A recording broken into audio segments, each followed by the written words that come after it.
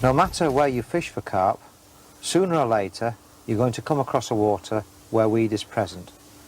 More and more waters are starting to develop areas of weed.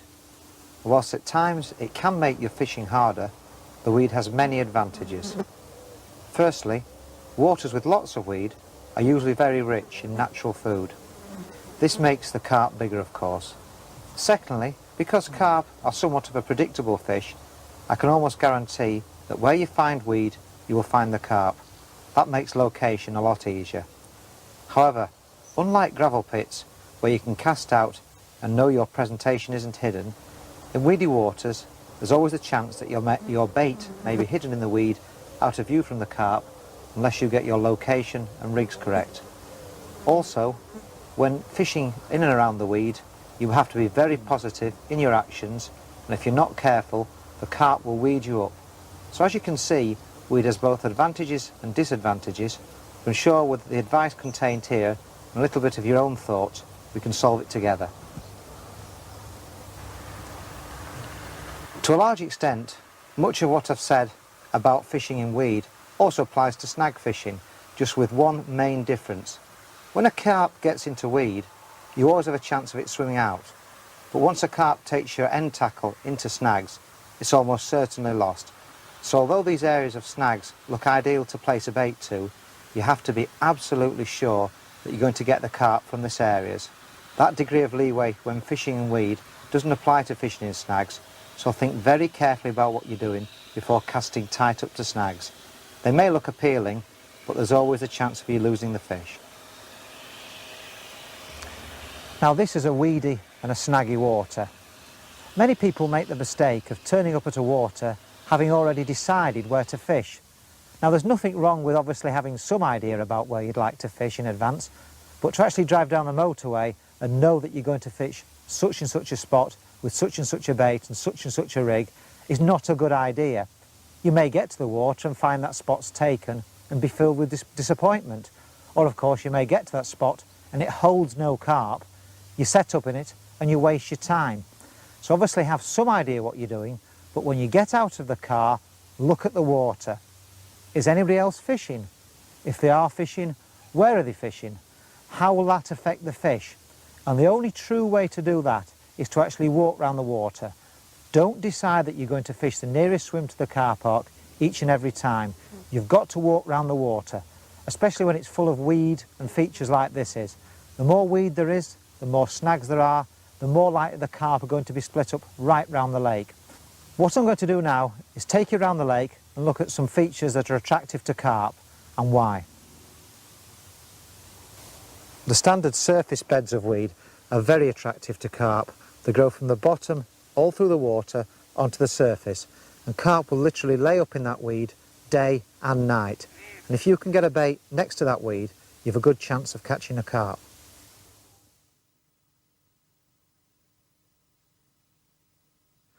Never ever neglect the weed that grows at your feet in the margins. Providing the water's quiet and the weed is extensive, carp will venture into the margins and feed quite voraciously. And if you can present a bait on the bottom, either float fished or ledgered, you've always a chance of picking up a carp or two in the day or in the night. Carp love lilies, and they'll actually spend hours in amongst the lilies feeding off the food that is underneath the stems and the pads. And whether it's summer or winter, you'll always find carp cruising and sometimes laid in amongst these lily pads. A bait very tight to or in amongst the pads, providing you're sure you can get the carp out, is an excellent way of catching the carp. In the summer months, the carp will actually push themselves into and amongst the reeds. When there's a bit of depth in the water, the carp will actually lay up amongst those reeds and shed the spawn there. And all food blown in and amongst the lake will actually be deposited against the reeds. So a bait tight against those reeds is an excellent way of tempting the carp.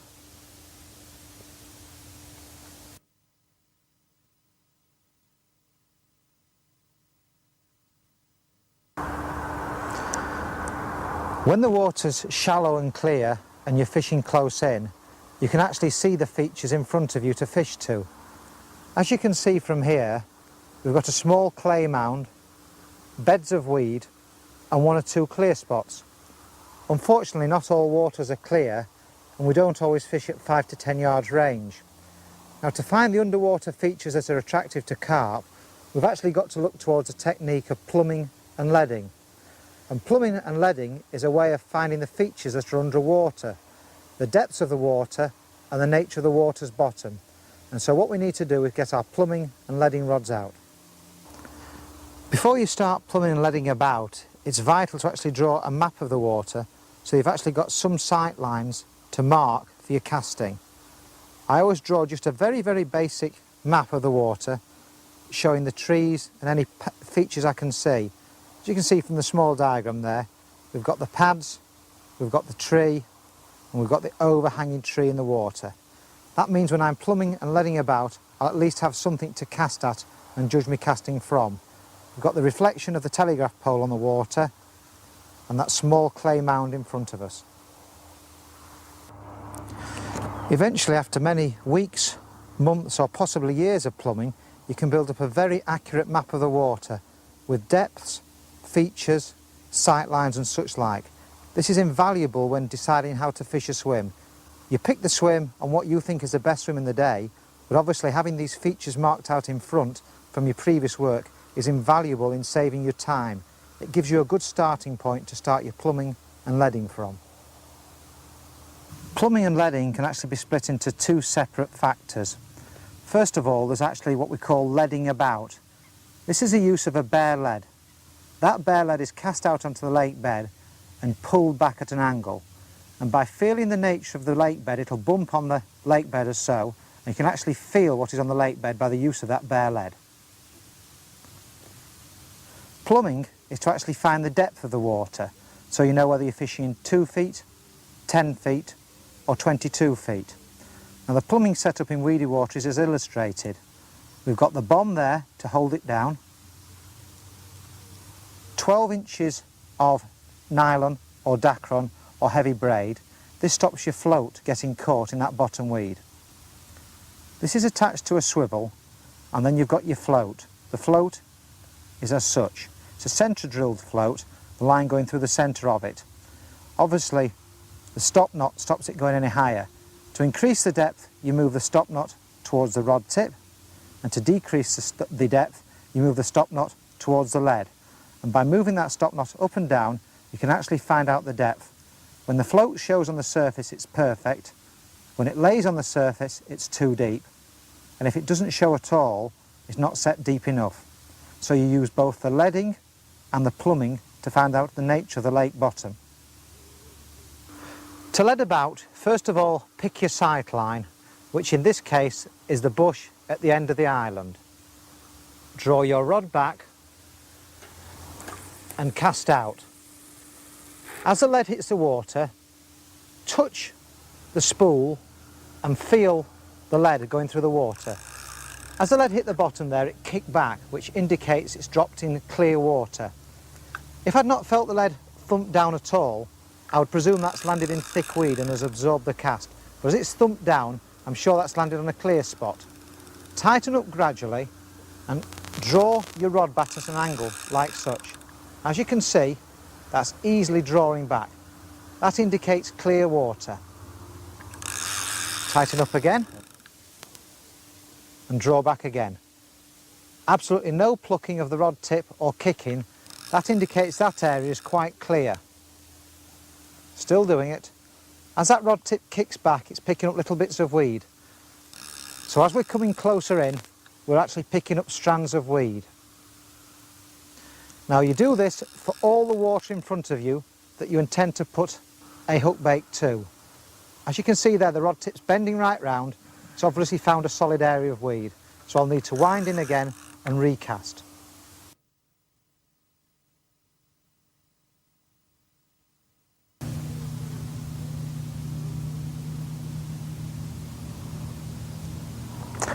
I spent some time walking around the water. I've probably walked around once or twice and I've seen fish moving in quite a few places.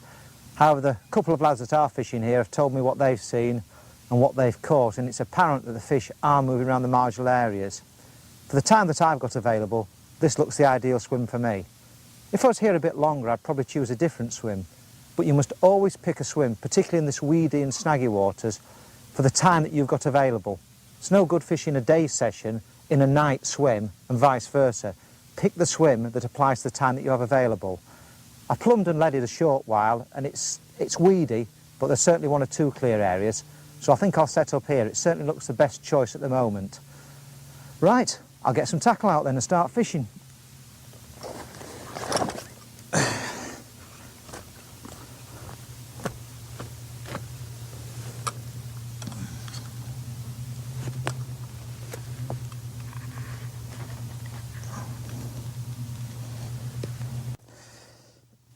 And that's the end of that job. Just clip on the swinger, set the line. I think at this stage I'll actually describe the tackle that I use for fishing in weedy and snaggy waters. Now, don't be scared and don't be intimidated. Just because there's weed out there, it doesn't mean you can't use your normal tackle. Standard carp rods, standard carp reels, standard buzzers, and a good line will cover most situations. However, there are certain circumstances which actually demand you to use certain lines, certain rods and certain reels. I'll actually describe what I'm using because I fish weedy waters and snaggy waters for years. And I think I can obviously show you why I choose these items.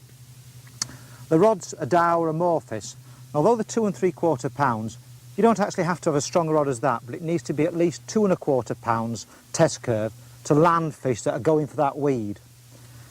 The reels are the Daiwa Emblems. Now, you don't actually have to use a Daiwa Emblem reel. The most important thing about a reel for fishing in weed, it must have a good clutch. Often you're holding these fish inches, if not feet, from the weed. You've got to hold them on a tight clutch, and if your clutch does not give up line, or if your clutch pays off line in jerks, it'll let you down. So it's important to make sure that your reel has an excellent slipping clutch. These do, and that's why I choose them. The buzzers are the Fox Micron DXRs. There are many buzzers around, and the most important thing about a good buzzer, certainly for fishing in weed, is they must be sensitive. There's absolutely no point using a buzzer that needs that much line to be moved before it indicates a response. That will let you down. You want a buzzer that indicates any movement at all, because though you could be fishing inches from the weed, and if that fish can get in the weed before you get an indication, you're going to lose it. So whatever buzzer you choose, whether it's a Fox Micron DXR or a Delkim, make sure it's sensitively set. Mainline is very important indeed. If you're fishing weed, as we have out here today, you need to use a mainline of at least 15 pounds. You cannot get away with 12 or 10 pounds. The fish will go for the weed and your mainline will part under pressure. That is ridiculous. You need to use a mainline of at least 15 pounds. This is the Berkeley Trilene XT, and although it's rated at 14 pounds, it breaks at not less than 17. Very abrasion resistant and is ideal. I either use a Berkeley Trilene XT, Nash's Power Plus or Silecast in 15 pounds. You can't use fine lines. I'm using the dual buzzer bars to hold these 3 buzzers. This makes a rock solid setup. I might be fishing at right angles to my rod tips, and I do not want the buzzer bar rocking and the rod falling off it. So it's important to use solid rod rest dual bars. At the back, I'm holding them with these rear butt grips. And as you can see, they're actually lined with Velcro. 2 sides of Velcro. I've got a Velcro there taped onto the rod handle and Velcro around the inside of my butt grip. They rest on top of each other like that and are a solid fit. Cannot be pulled forward, yet when you lift it up to strike, comes off cleanly. The problem with takes on many of these waters is that they drag your rod very quickly. If your rod shoots down, it'll lock up there and it'll shoot in the water, which means you could lose fish. So it's very important to make sure they're held securely, either by one of these or by a proper gripping butt grip. Although I'm using the swingers because I'm fishing at 30 yards or so, for very close range fishing, I actually use the standard hangers. Don't get stuck in the habit of just using one kind of visual indicator, be it a swinger, a hanger, a springer or whatever. Pick your visual indicator according to where you're fishing. For very close range fishing, you can use a standard hanging bobbin. For 20 to 60 yards, you can use the swingers. Very, very responsive. By moving the counterbalance, you can affect the sensitivity of these quite a lot. By moving it back towards the buzzer, it makes it more sensitive. By moving it towards the grip here, it makes it less sensitive. Excellent indicators, and certainly one of the indicators I use most of the time for my kind of fishing. As well as being aware of the tackle you need to actually fish with, it's always important to make sure you're set up correctly for the fishing. Have your unhooking mat out, have your weigh sling ready, your forceps, and of course your landing net set up. Do not ever cast out a bait until your landing net is set up. It could prove costly. Now, bearing in mind how weedy it is here, obviously may have to go in for the fish to land it. So I've got two types of things with me. I've got the waders to slip into if I get a fish and have to wade out a little bit. But if I'm going to have to go in over the depth of my waders, I've got these cut down Wellingtons. I know it's only a little basic idea, but you can jump straight into these and straight into the water. You won't damage your feet, you may get your trousers wet, but at least you'll be able to play the fish in the water, because in this kind of weed, we may have to go in for them. Everything at the ready, and no chance of disasters, which is how it should be for weed and snags.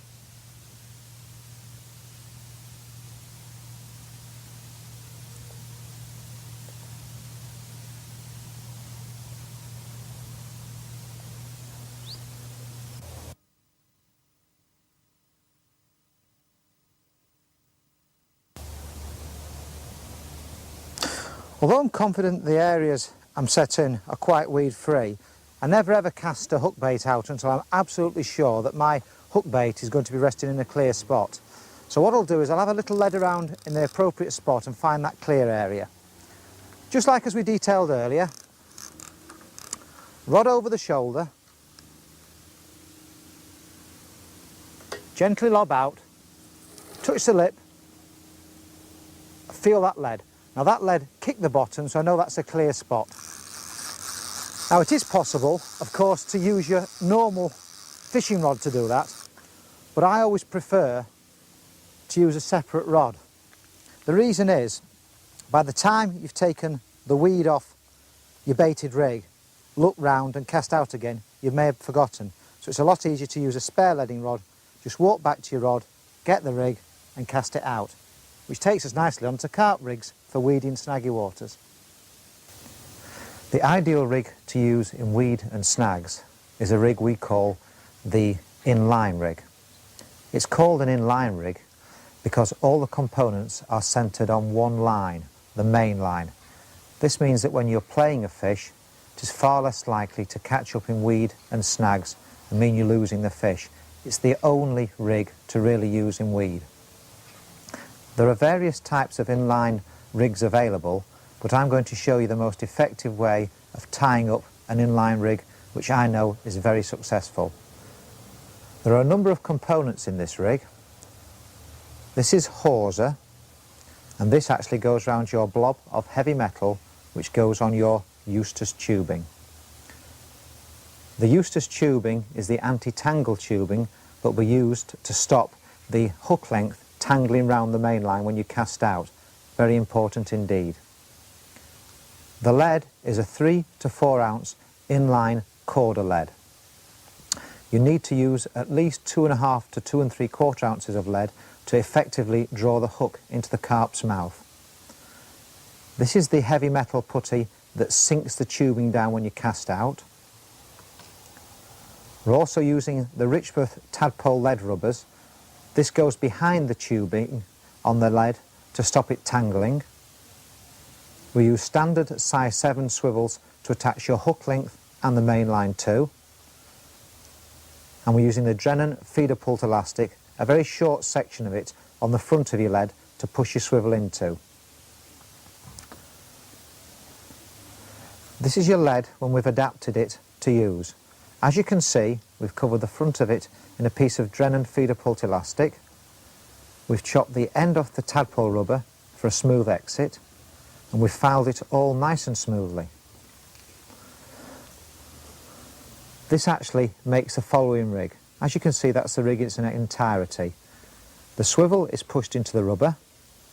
You've got your tubing there to stop the tangles and your blob of heavy metal covered in hawser. This stops it coming off in the weed. One thing I must say is that you must not use this with a leader, in that the leader knot would not pass through this fine tubing. You shouldn't use leaders in the weed anyway, as weed will gather around the leader knot and stop you drawing it through the tip ring, which would mean you would have a carp on a long line unable to land it safely. So don't use leaders in the weed. You don't actually have to use standard leads. You can actually purchase special inline leads for specialist situations. You can also paint your leads to match the colour of the lake bed. That's one there coated green and brown for the kind of lake that I'm fishing on. The inline lead, an ideal lead setup to use in weed and in snags. Providing you can find a fairly clear spot, it's worthwhile using the standard bottom bait. A lot of people automatically use pop-ups, but bottom baits are an excellent way of presenting a free bait to the carp, and that's where most of your freebies land. To make a bottom bait presentation is simplicity itself.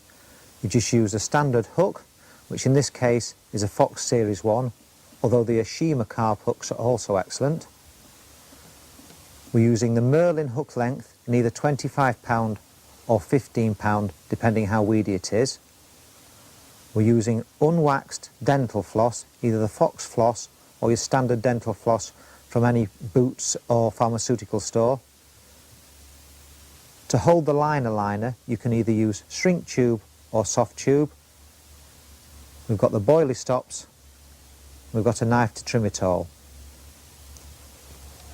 To form the presentation is very easy indeed. Tie the hook length to the hook with a grinner knot. Form your dental floss hair and tie your boilie to it like such, and thread your liner-lined piece of tubing on as so. Slide the tubing down there. If it's shrink tube, add steam, or if it's your normal tube, just force it so the hook point and where the dental floss exits the hook are in line. And that is an excellent standard bottom bait presentation. Invariably, even if you do find a clear spot in your water, you will have to use a pop-up rig to combat any bottom weed there is present, because if the hook, the hair and the hook bait get caught in that bottom weed, the carp may not be able to take the hook into its mouth and will not hook itself properly. So we use a pop-up presentation. This is very easy to tie up and is very similar to our earlier presentation. You've tied the hook and the hook link together with a standard grinner knot. You've tied the dental floss hair, but instead of using a bottom bait, we've used a pop-up bait. Again, we've used either the shrink tube or the soft tube to form the liner, but this time we've added a counterbalance shot. This is a little piece of shot which is what you're going to mould your putty round. Some people are worried that shot may damage the braid. Now if you squeeze it on, it doesn't damage the braid, but if you bite it on, it does damage the braid. If you're still worried about it, you can always use standard power gum, which is available from Gardner Tackle or Fox Tackle. When you've slid your liner up onto the shank so the exit point and the hook point are exactly in line, mould some heavy metal putty round that so it holds it on the bottom when you cast out. You will then have a pop-up presentation as such, ideal for the carp to find easily and hook themselves with. With the standard pop-up, you are just using enough putty to anchor your pop-up above the bottom as so. It really doesn't matter how much putty you use as long as your pop-up is held on the bottom. However, there will be occasions when the bottom is very weedy or the carp have got used to presentations where the bait is anchored on the bottom. For that reason, we use something which is known as critical balancing. The effect is you use just enough putty to negate the buoyancy of the presentation. So when you cast out, it sinks ever so slowly and rests on top of the weed as such. So when the carp comes along and sucks at the hook bait, because it's so lightly balanced, it will fly into the carp's mouth and is more likely to hook the carp. This presentation rests lovely on the top of light siltweed, and you're just using enough heavy metal putty to counterbalance it all. Whilst critical balancing is ideal on many waters, as it holds the pop-up bait over the weed and will catch the carp out time and time again, when one method is used a number of occasions and the carp get caught on it, they learn to avoid and get ways round it. Now, one of the ways is they will regulate the amount of suck they use, and if they see that critically balanced pop-up moving as such, they may seek to avoid it. The way around this is exactly the opposite to critically balancing. This is called overshotting. In this way, you use too much putty to hold the pop-up down. So you've got a large amount of putty. This will hold the pop-up presentation as so, rock solid on the bottom. When the carp comes and sucks at this, it won't move initially, but when the carp makes a good effort, it'll fly into the carp's mouth as so. Because of the large counterweight, it will nail the hook point into the carp's mouth. This is a very effective way of catching the carp out when they've been caught time and time again on critically balanced baits. And it's a method that I would use on waters which are quite pressurised. Although the standard pop-up rig is a very effective presentation to catch the carp out, it does have one drawback, in that when the carp sucks the bait in as such, if it seeks to blow the bait out, as you can see, the braid is very, very soft and can crumple and leave the carp's mouth quite easily. To get round this, we have to stiffen the area between the shot of the putty and the eye of the hook. And this is done by using either super glue or Christen's hawser, hence the name Hawsered pop-up. You coat that area in hawser or super glue so it is nice and firm. As you can see, it's so firm like that. Allow it 24 hours to dry fully, complete the pop-up, and you have it as so. When the carp sucks this in and tries to blow it out, because it's rigid, it cannot crumple down and is more likely to hook into the side or the top of the carp's mouth. This is a very effective method when pop-ups have been used time and time again on your lake. While soft and supple hook links are excellent for catching out carp on many waters, they have been used time and time again, and the carp do find ways round them. Now, the obvious thing is to go exactly the opposite way and make your hook link as stiff as possible. You can use monofilaments, you can use the Amnesia heavy shooting mono, or you can even use the lead core. All of these make your hook link stiff, which means the carp have more difficulty in trying to blow out or get rid of the hook link. As you can see, a very soft braid like this can be moved as the carp extinguishes water, bits and pieces of mud, anything like that as it blows it out of its mouth. However, by using a very stiff hook length, it is difficult for the carp to compress and move that, and it is far more likely that when the carp takes the bait into its mouth and tries to reject it, that the hook point will catch in the carp's mouth. This is the Amnesia rig or stiff link rig. The one important part of this rig that many people forget to do is the loop at the end. This loop allows some free movement of the presentation, but not enough to make it rejectable. The stiff link, ideal for presenting bottom baits and balanced bottom baits, and one that should be used on your water if possible. It's important with all carp rigs, whether you fish in a gravel pit, silty water, weedy water or snaggy water, to make sure that your rig is safe and sound. Always make sure your hook point is razor sharp. Use a hook sharpener, or if it's in any way blunted or rounded, retie and add a new hook. One of the big mistakes that I see many people making is when they've tied up their hook length as so, they hook it into a loop as such and pull tight. Now, unfortunately, all the pressure is not on the knot, but is on the hook bend there, which means sometimes your knot is not bedded down. The way around this is to grab hold of your hook shank as such, and then pull tight as so. The forceps are holding the pressure, and all the force is on the knot.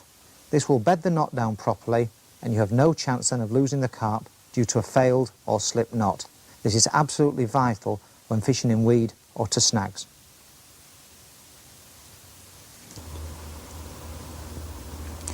Preparation at home is the key to being a successful carp angler nowadays. One of the most important things is to make sure that all your rigs are tied up at home before you go to the water. It is no good going to the water, deciding what rigs you want to choose and then tying them up at the water. First of all, that wastes valuable time, and secondly, if you've cast a rod out and you're tying a rig up, if you get a run on that rod, and when you're trying to get to that rod, having put your rig down and things like that, the fish may have weeded you up or snagged you up. So you must make sure that all your rigs are tied up at home. You can keep your rigs tied up in various ways. One of the best ways is the mini Fox rig board. This actually fits in your system select and you can actually get 20 rigs on one board. That's ideal to keep all your rigs on. Secondly, you've got the large cork rig boards. Again, you can put all your rigs on here, and I actually like to mark up what kind of hook and what kind of hook length I'm using and what kind of presentation it is. So you can get 20, 30 or even 40 presentations tied up here. If you prefer to actually keep your rigs tied up and actually with the hook baits on, you can use what is known as the Fox rig wallet. Now, although there are no baits on this one, you can actually leave your baits attached to the hook and pop this in the freezer. Again, various little pockets, various little sleeves, and you can mark up what is on each one. Absolutely brilliant for taking loads and loads of different presentations to the water. You can vary your approach, you can vary your presentations, and it's all there ready for you.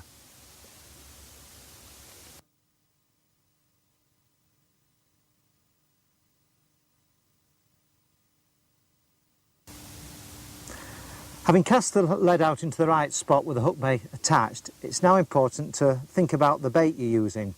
The bait I'm using there is the chocolate malt boilie, but before you even decide which bait to use, you've got to think about certain things, and that takes us nicely into the section on baits. One of the most important aspects of carp fishing is choosing the right bait. Now, whether you fish a weedy water, a gravel pit, a silty water or a snaggy water, if you've got a bait that's working well and that you're confident with, then for goodness sake, don't change that bait. If you do, you may regret it. However, I'm sure there'll be many of you watching these films who are inexperienced about carp fishing and need some advice on which bait to choose. I can tell you that the bait I've indicated here is an excellent bait to use in weedy waters. It's a combination of a protein mix, which is very light, and a birdseed mix, which is very digestible. We've got the excellent chocolate malt flavour, the widely renowned Milk Bee Plus sweetener, the chocolate powder palatant, and this is mixed together as the recipe indicates. This is an excellent bait recipe, and on all waters I've used it, and particularly weedy waters, it is very well proven.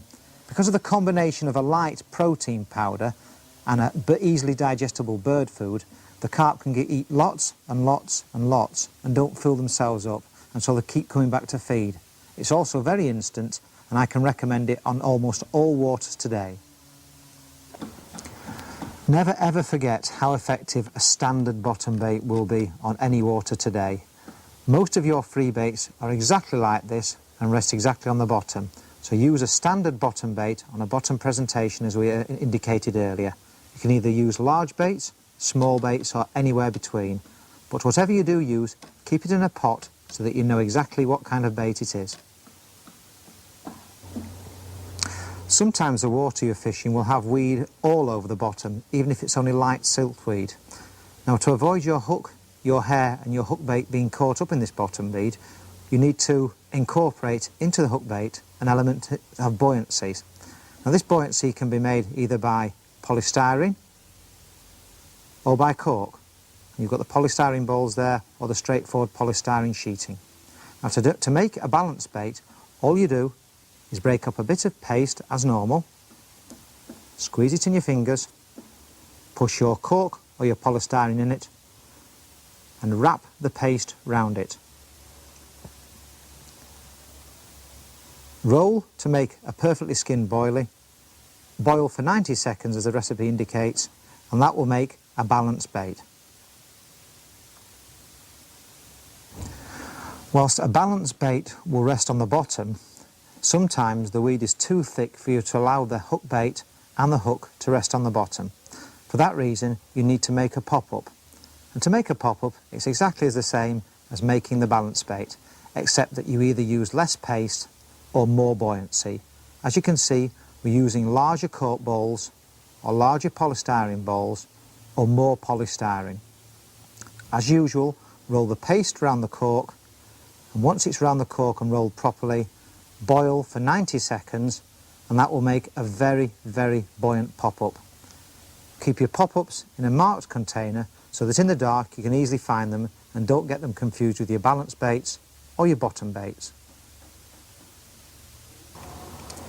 In order to hook a carp, you've got to make sure that the carp picks up the hook bait.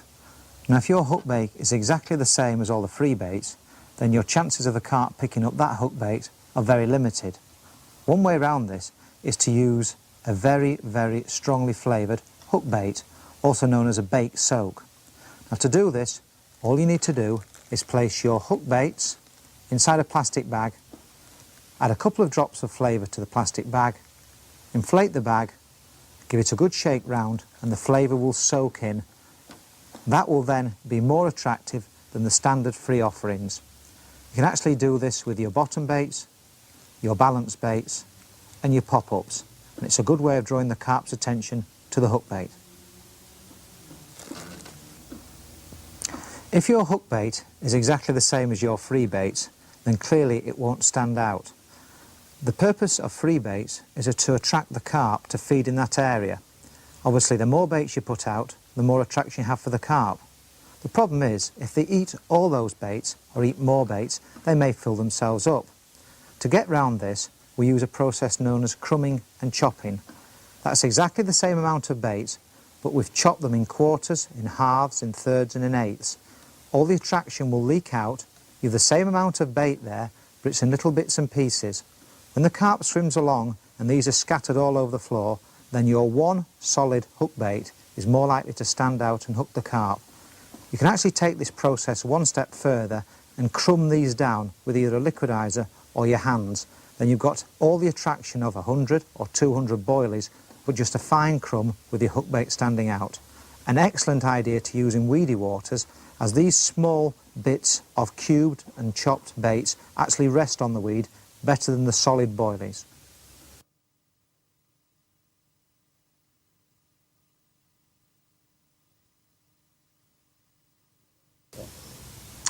Now you're aware of the different types of baits and preparations of baits, we now need to decide what's best for this swim.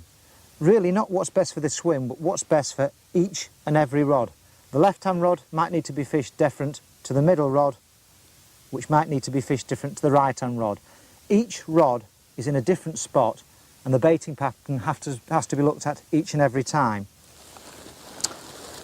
Because I'm fishing close in, I'm actually going to use crumb baits. Over one rod, I'm going to use ground bait. Absolutely superb, this. Ground bait is hardly ever used by carp anglers, yet it's an excellent way of putting quite a bit of feed in, but the carp actually can't find anything but your hook bait. So let's make sure we ground bait this area properly now.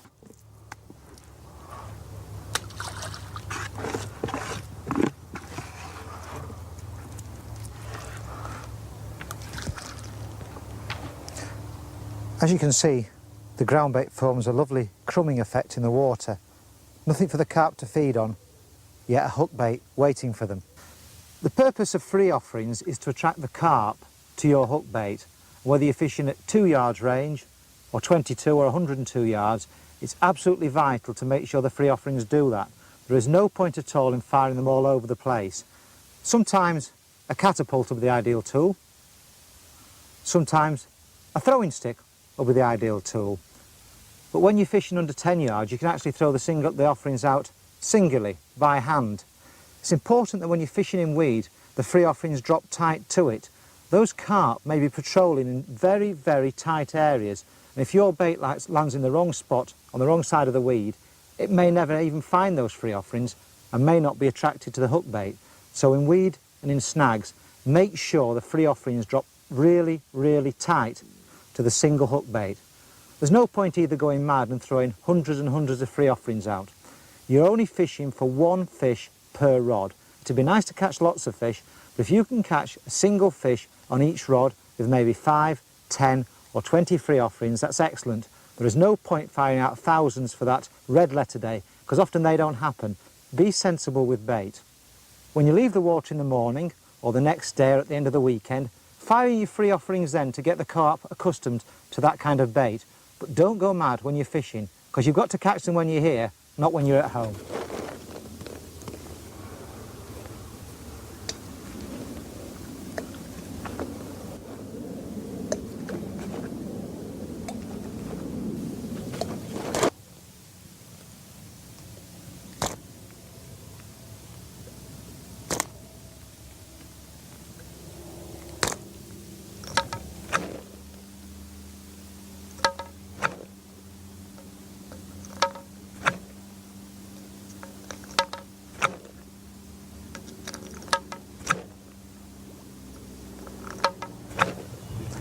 Well, that's all 3 rods out now. Left-hand rod is close in to my left-hand margin. It's a 2-inch Hawsered pop-up over a bed of Boilie crumb. Looks good for this evening. The middle rod is about 50 yards, a 1-inch pop-up over a bed of about 200 free offerings. More than usual, but it's quite a large area out there. The right-hand rod to my right-hand margin is over silt, and I've got an 8-inch stiff rig over a pile of ground bait, Boilie crumb, chopped boilies. So 3 options there, depending on which way the carp come in. Now a weedy water or a snaggy water can look very, very intimidating to even the most experienced of anglers. But if you take your time and think about what you're doing, there's no reason why you shouldn't succeed. Get to the water, look round, pick a swim for the time you have available, and at all times sit on your rods. The most important thing I have to emphasise is you cannot walk away from your rods. If you do that, a fish may well weed you up at any time in the day or at the night. So spend time sat next to your rods, put your bivvy as close to the rods as possible, and at all times watch the water. Not like this idiot.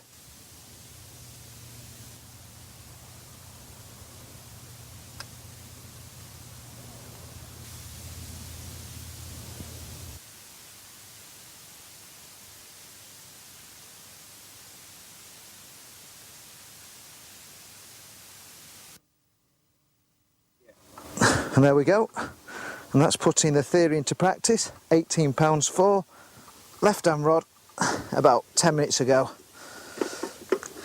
Oh. Fish came from quite a heavy area of weed. One of the old fish by the look of it. Nice fish. 1 or 2 marks on the mouth there, so we'll just put a little bit of this Klin-ik. This is something you all should have. It's like an antiseptic thing that you just put a little blob on the fish's mouth where you've hooked it, and it stops any disease getting there. There's a hook wound there.